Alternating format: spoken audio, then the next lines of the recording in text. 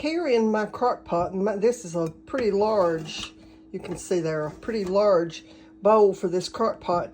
I have put the fat that I cut off of my brisket the other day, and I'm going to let this melt and render this fat down. You can see there's still a little bit of meat on it, and that's okay. It'll eventually just melt off. But anyway, I'm going to show you the process of rendering this tallow.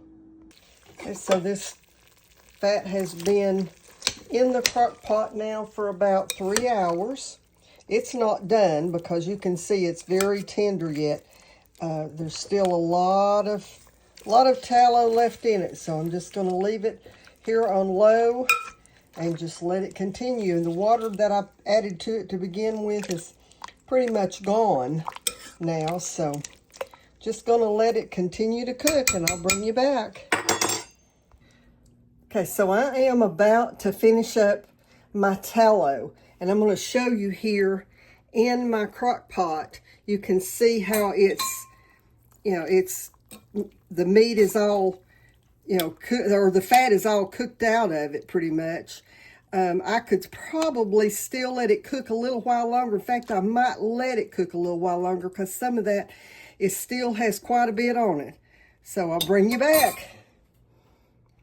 Okay, so I have dipped all of the leftover meat out of the crock pot, and now all I'm going to do is pour this. I've got a strainer here with some cheesecloth underneath it, and I'm just going to pour it through that to get all that strained. There's still some meat in the bottom of it, but that strainer will catch that, and then I can just pour that, strain that off, and then let it strain through this cheesecloth, and I'll have a good clear.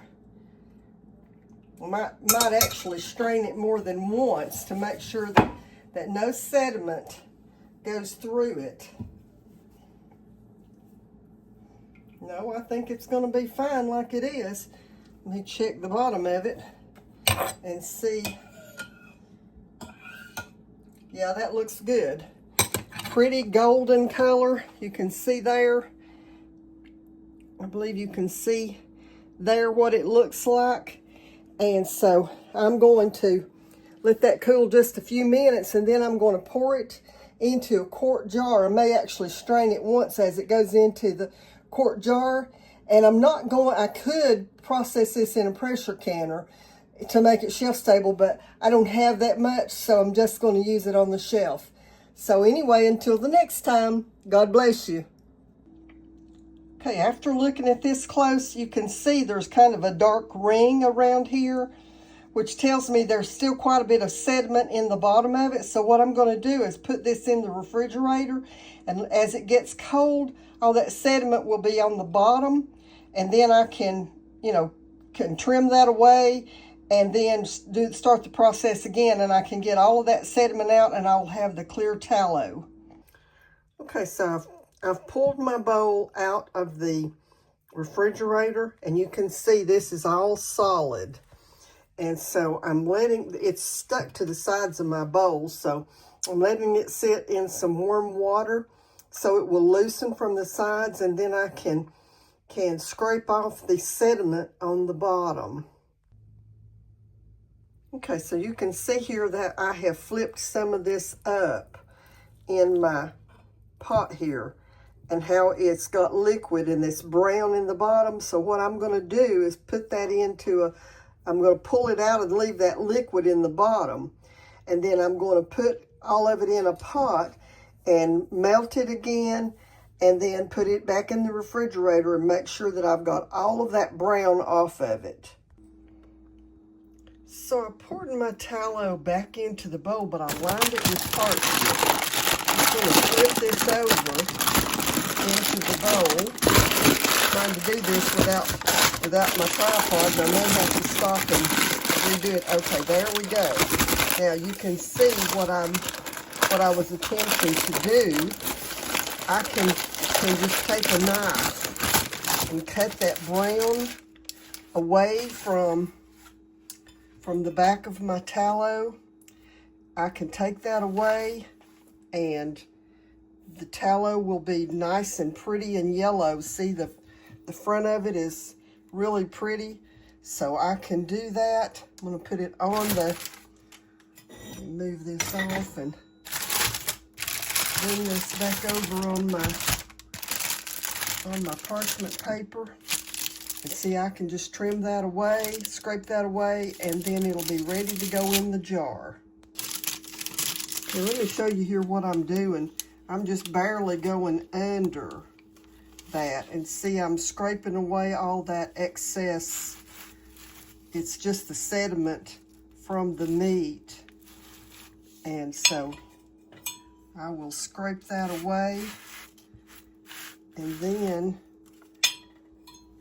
I think it will all be ready to go into the jar. And I'm just going to put this in a quart jar. Since I will only have enough. Okay, so I've cleaned it off, and you can see I've started cutting it into pieces. There's one that's got just a little bit in the corner of it right there, but it'll be all right. And so you can see I've got a big piece there, and it's probably got just a little bit of discoloration. But when I cut it apart and flip it over, it's not bad. And all I'm doing, I'm taking these chunks and just dropping them down into my quart jar. As it sits on the counter here, it will probably melt because this does not have to be refrigerated. So anyway, this is the way you do tallow. And so when you've got those big pieces of fat on your meat, if you buy fresh meat, cut that off and put it in the freezer. And then when you've got enough for a good size pot of it, then render it down and keep the tallow. This is what's healthy for you. Here in my crock pot, and this is a pretty large, you can see there, a pretty large bowl for this crock pot. I have put the fat that I cut off of my brisket the other day, and I'm going to let this melt and render this fat down. You can see there's still a little bit of meat on it, and that's okay. It'll eventually just melt off. But anyway, I'm going to show you the process of rendering this tallow.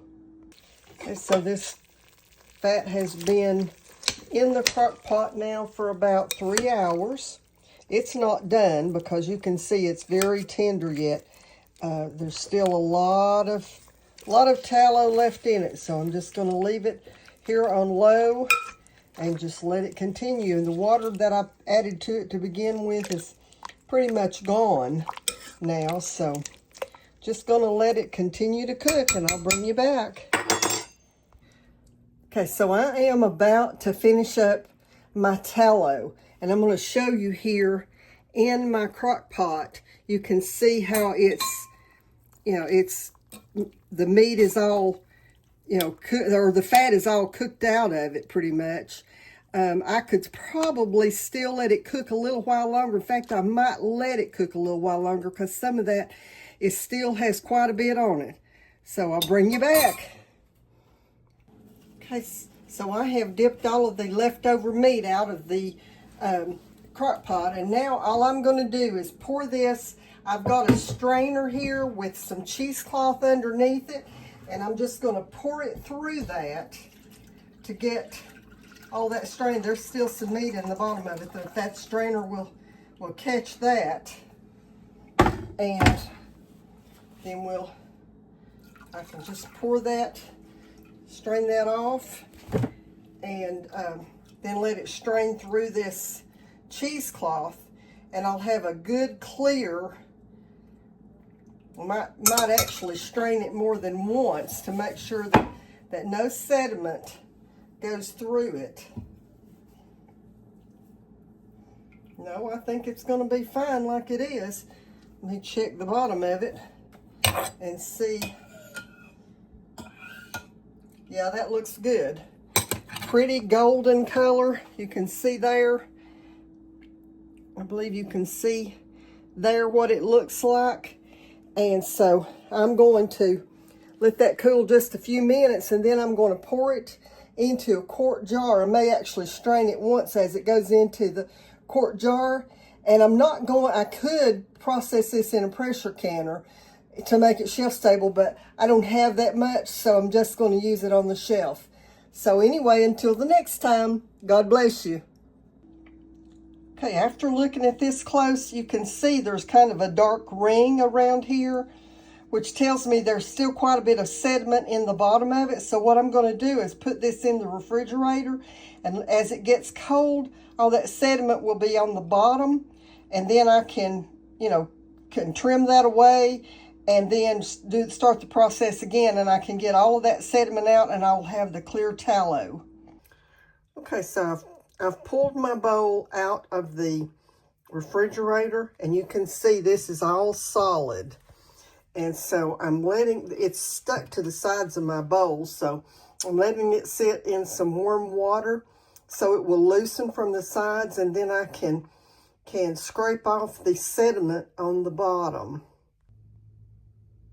Okay, so you can see here that I have flipped some of this up in my pot here, and how it's got liquid and it's brown in the bottom. So what I'm going to do is put that I'm going to pull it out and leave that liquid in the bottom, and then I'm going to put all of it in a pot and melt it again, and then put it back in the refrigerator and make sure that I've got all of that brown off of it.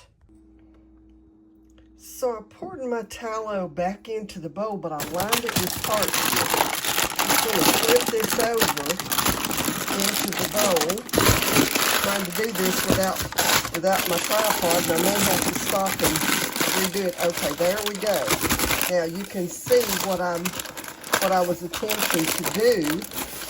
I can just take a knife and cut that brown away from the back of my tallow. I can take that away, and the tallow will be nice and pretty and yellow. See, the front of it is really pretty, so I can do that. I'm going to put it on move this off and bring this back over on my parchment paper. And see, I can just trim that away, scrape that away, and then it'll be ready to go in the jar. Okay, let me show you here what I'm doing. I'm just barely going under that, and see, I'm scraping away all that excess. It's just the sediment from the meat, and so I will scrape that away, and then I think it will all be ready to go into the jar. And I'm just going to put this in a quart jar. Since I will only have enough. Okay, so I've cleaned it off, and you can see I've started cutting it into pieces. There's one that's got just a little bit in the corner of it right there, but it'll be all right. And so you can see I've got a big piece there, and it's probably got just a little bit of discoloration.